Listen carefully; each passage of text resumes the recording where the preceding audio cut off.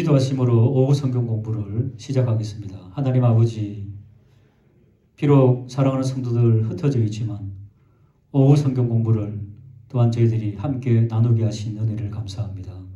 우리 주님께서 각자의 심령 속에 함께 하셔서 더욱더 믿음이 굳건해지는 시간이 되게 하여 주시옵시고 이 시간도 부족한 종 써 주시옵소서. 예수님 이름으로 기도 올리옵나이다. 아멘.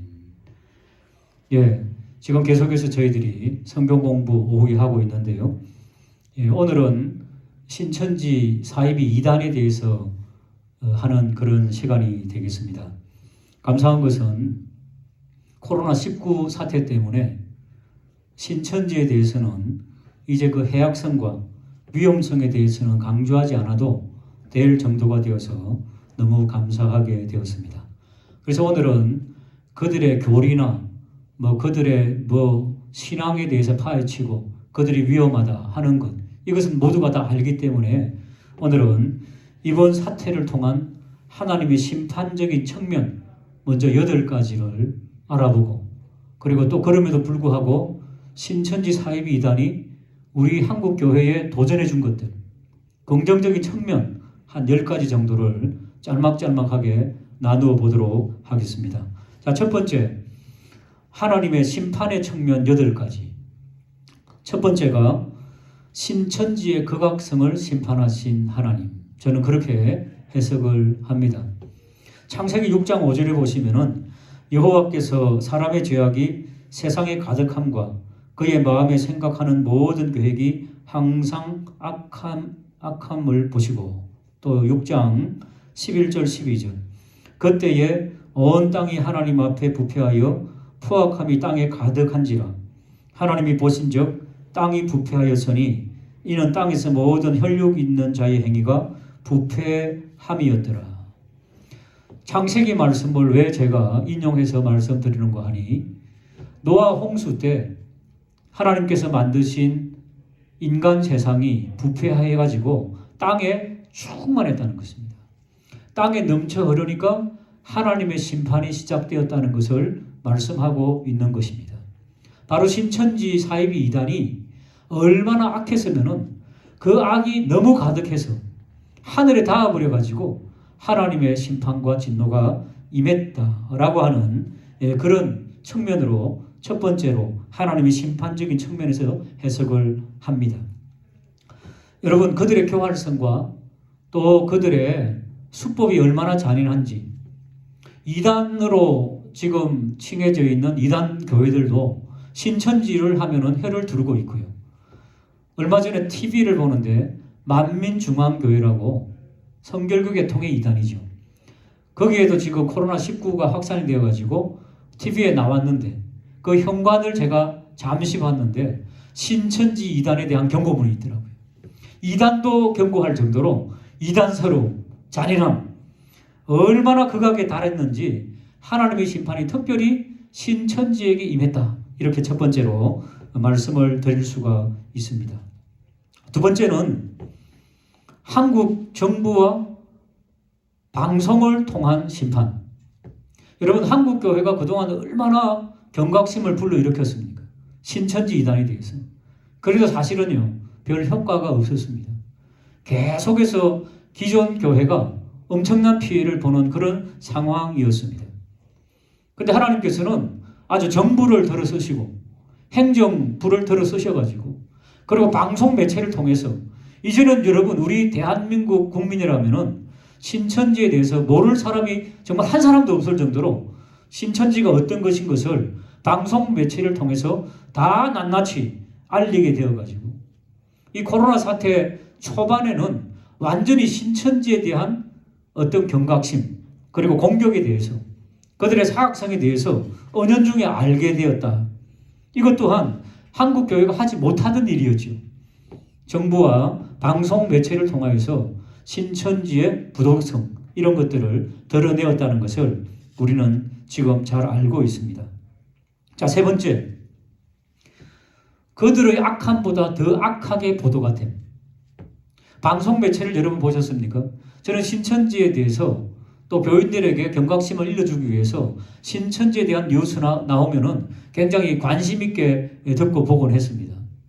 그런데 그들의 명단들이 낱낱이 공개될 때에 꼭 행정부나 방송에서 그들이 일부는 노출하지 않고 삭제하고 일부는 변경시켰다 뭐 이런 이야기들이 막 나오더라고요. 그런데 신천지 직원들의 변명 아닌 변명을 들어보면은 교인들의 교적이 변경될 때 또 이사 갈 때 이럴 때 그들도 이 컴퓨터상으로 이 데이터베이스가 완전히 구축되어 있지 않기 때문에 굉장히 어려움이 있다는 이야기들을 하는 것을 제가 듣게 되었습니다. 우리 교회도 마찬가지죠. 때때로 전화번호도 다를 수가 있고요. 변경되었을 때. 또 주소가 변경되면은 그거 고치지 못할 때도 있습니다. 알려줘야 고치는 겁니다. 신천지도 마찬가지일 것입니다. 근데 그런 부분들을 방송이나 또 행정부에서 어떻게 보도하는가 하면은 그들이 숨겼다. 그러니까 그들도 억울한 측면이 있을 것입니다. 그런데 그들의 악함보다 더 악하게 이렇게 낙인 찍히는 이런 것을 볼 수가 있었습니다. 네 번째, 이제 우리 기존 교인들에게 주시는 그 은혜가 있는데요. 하나님의 심판이 신천지에 임함으로써 이제는 쉽게 신천지에 빠질 수 없는 거죠. 아무리 믿음이 연약한 성도라고 할지라도 신천지 하면은 또 신천지 알게 되면은 그들에 대한 것을 방송 매체를 통해서 너무 익히 들었기 때문에 이제 거기에 빠져들거나 또 호기심 가지고 갈 이런 교인들이 많이 줄어들었다는 것. 이것이 참으로 좋은 측면이라고 할 수가 있겠습니다. 그리고 다섯 번째, 그들의 비도덕성과 비정직성.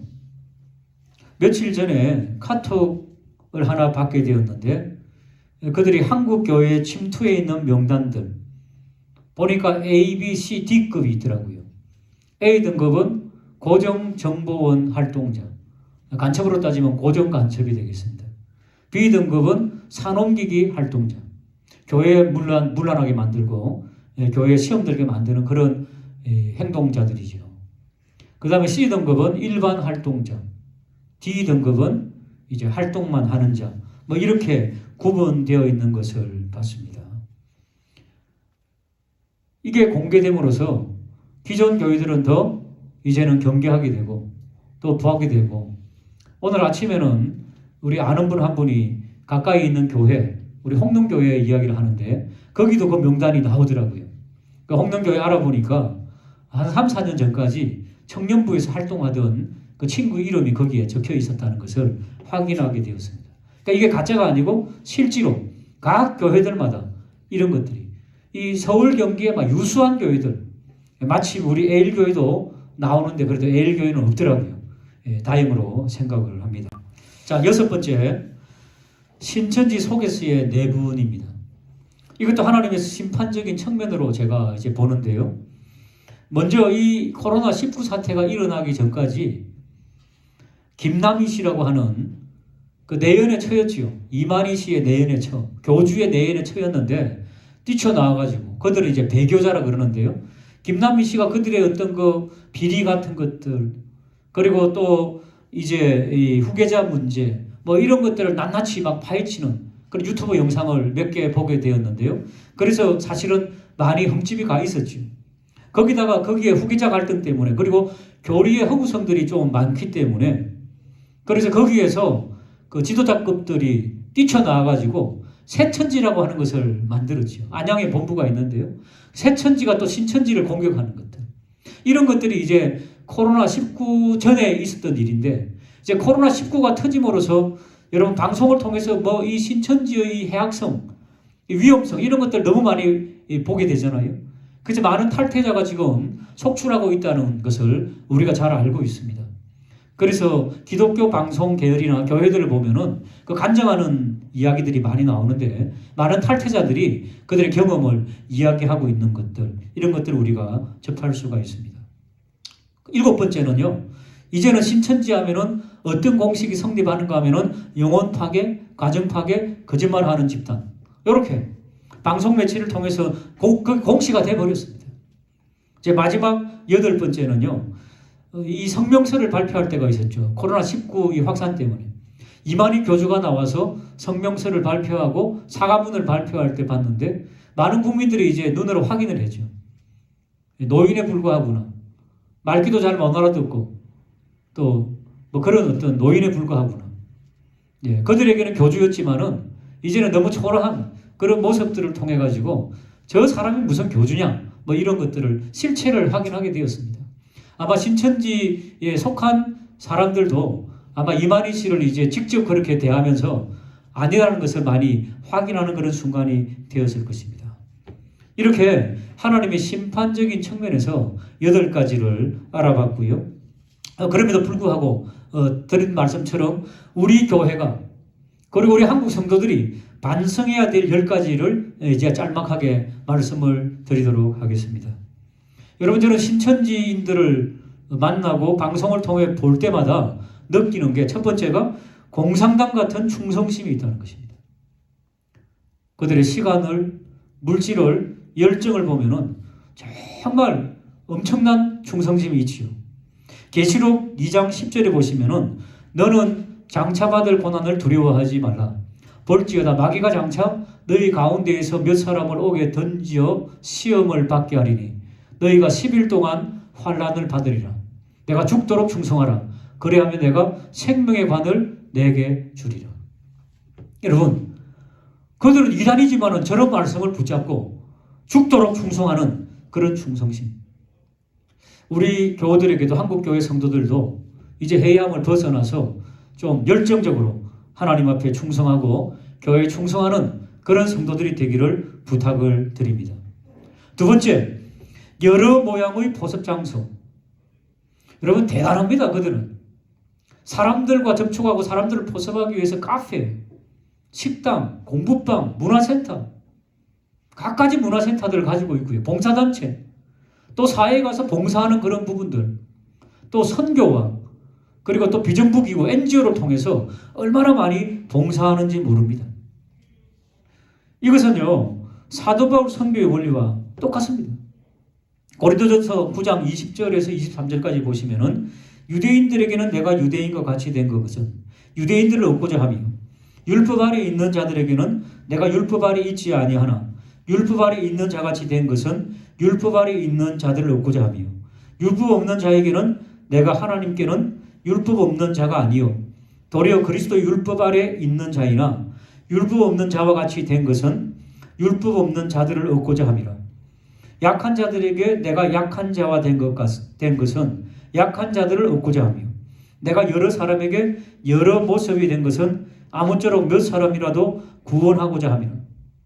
내가 복음을 위하여 모든 것을 행함은 복음에 참여하고자 함이라. 여러분, 이것은 진리의 말씀입니다만은 우리 한국 교회와 우리 교회도 그들의 하는 열정과 방법을 따라가지 못하는데 그들은 실제로 하고 있었던 것입니다. 이웃을 섬기고 또 봉사를 하고 선교를 하고 해외까지 나가서 NGO 단체를 구성해서 또 봉사하고 문화센터를 통해서 많은 사람들에게 접촉점을 찾고 우리 교회가 경각심을 가지고 정말 이웃 구원을 위해서 이렇게 많은 사람들을 접촉하게 되는 이제는 게으름병에서 벗어나서 부지런히 접촉점을 찾게 되는 그런 계기가 되기를 주님의 이름으로 부탁을 드립니다. 세 번째, 성경 공부의 내용입니다. 이사야서에 보면은 34장 16절에 보시면은 너희는 여호와의 책에서 찾아 읽어보라. 이것들 가운데 빠진 것이 하나도 없고 제 짝이 없는 것이 없으리니 이는 여호와의 입이 이를 명령하셨고 그의 영이 이것들을 모았음이니라.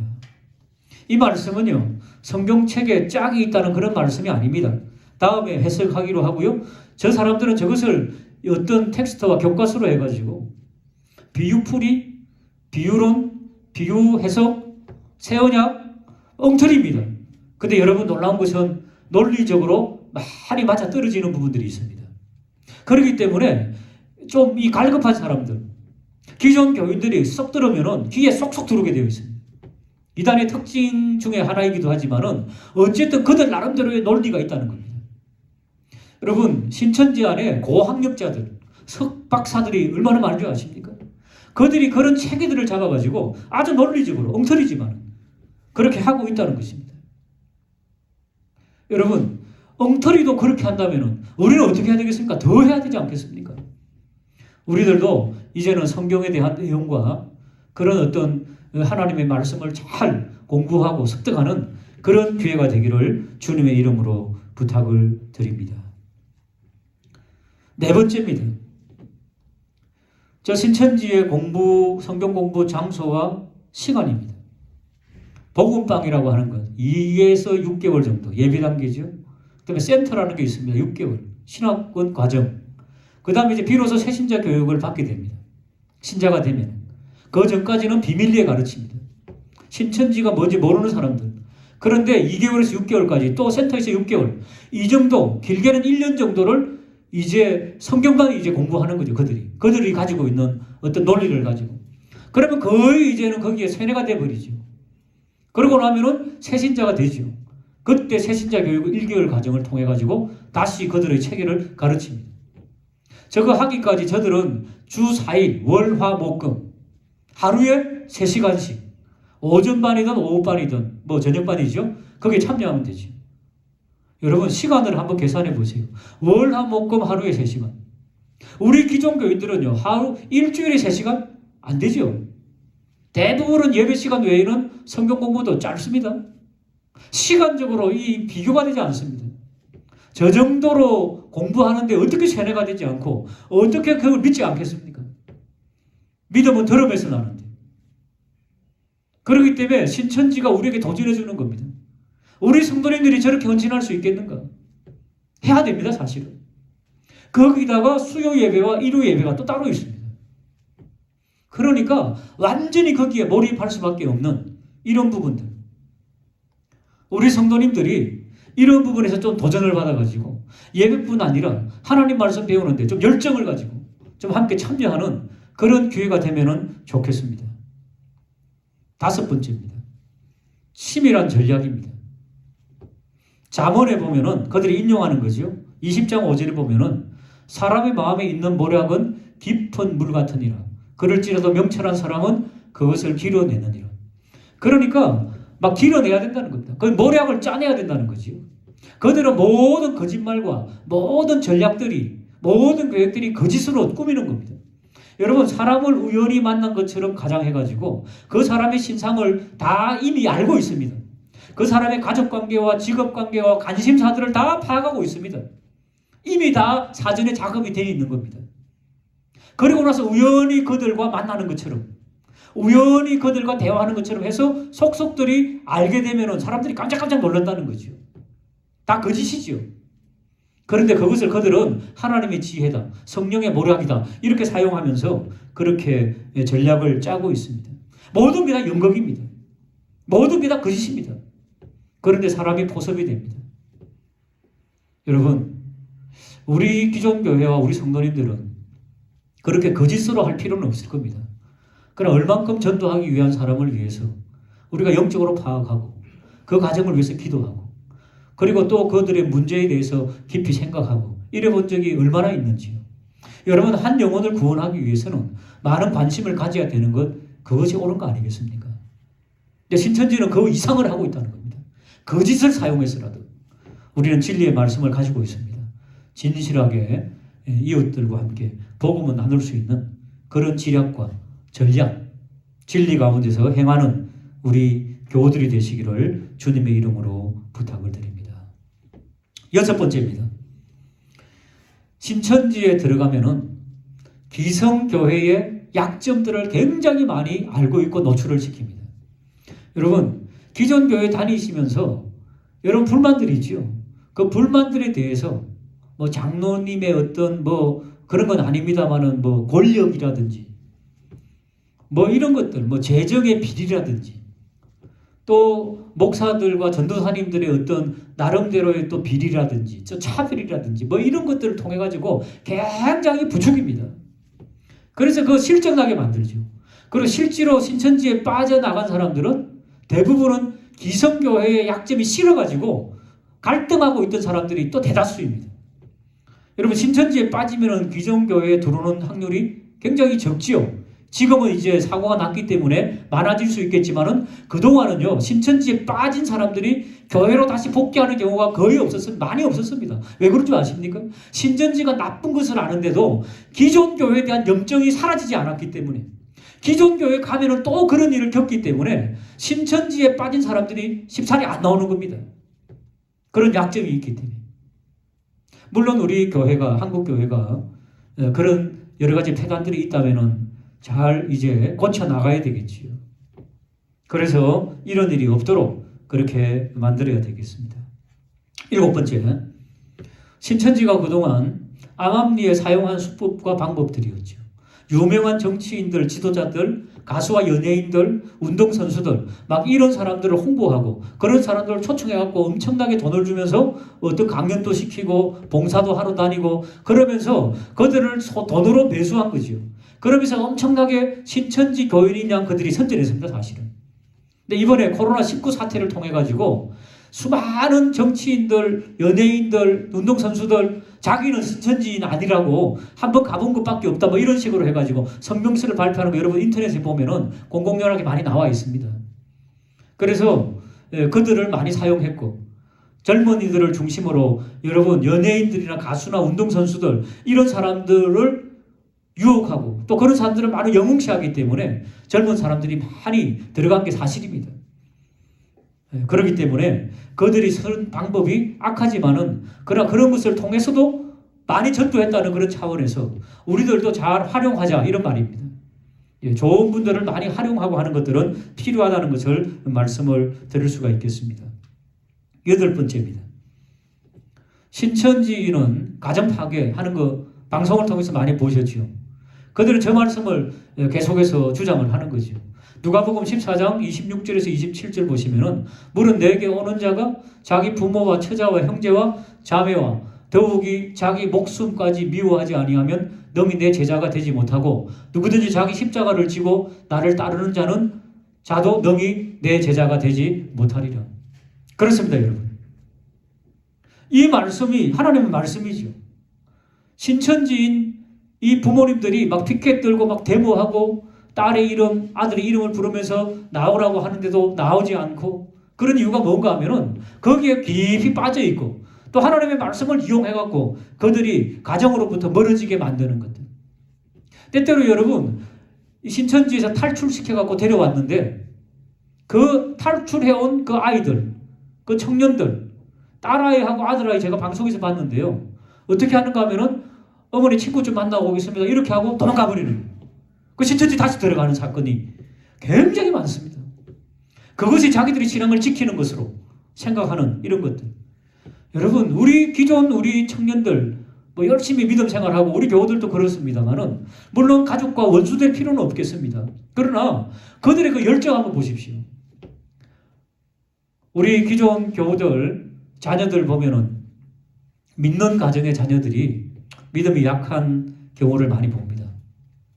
제가 제 자녀를 봐도 때때로 그럴 때가 있습니다. 그런데 믿지 아니하는 부모님을 두고 있는데도 우리 교회 온 젊은 청년들 보면은 굉장히 믿음이 좋은 청년들 많습니다. 실제로. 그리고 볼 때마다 정말로 이게 웬일일까 이런 생각들을 하게 됩니다. 정말 우리 이번 이 신천지 일을 돌아보면서요. 경각심을 가지긴 하지만은 그들의 열정에 대해서는 그들의 믿음을 강조하는 데 대해서는 잘못된 믿음이지만은 우리는 진리를 갖고 있지 않습니까? 이 진리에 대한 믿음을 강조할 수 있는 그런 우리가 되기를 간절히 소원합니다. 9번째, 신천지는 그들만이 유일한 구원이기 때문에 거기에 벗어나면은 구원이 없다, 멸망당한다 이렇게 가르칩니다. 사실은 공포 가르침이죠. 공포죠, 공포. 그리고 그들이 오늘날 하나님으로부터 모든 것을 유업으로 받은 우리는 하나님께서 죄인을 사랑하신 것 같이 이 모든 만물을 사랑해야 한다. 또한 새롭게 만들어서 만물을 만국 소생시켜야 한다.